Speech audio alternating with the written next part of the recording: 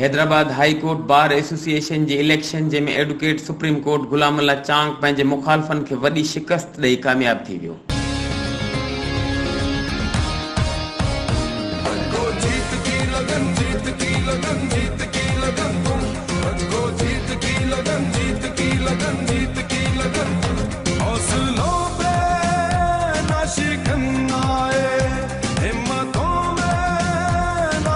जॾहिं संदसि मुक़ाबले में एडवोकेट इमदाद उन्नड़ हो, जंहिंखे किंग मेकर्स ऐं अयाज़ तुन्यो ग्रुप ऐं दुरानी ग्रुप रूलिंग पार्टी जे वकीलनि जी हिमायत हासिल हुई।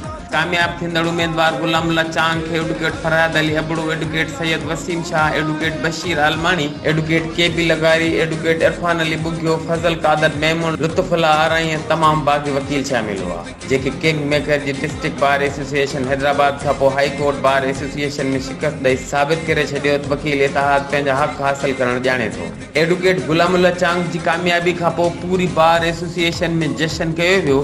वकील झुमरियूं हणंदा रहिया। गुलाम अल्लाह चांग, फरहाद अली अबड़ो, इरफान बुगियो, के.बी. लगारी खे मुबारकनि जो सिलसिलो जारी।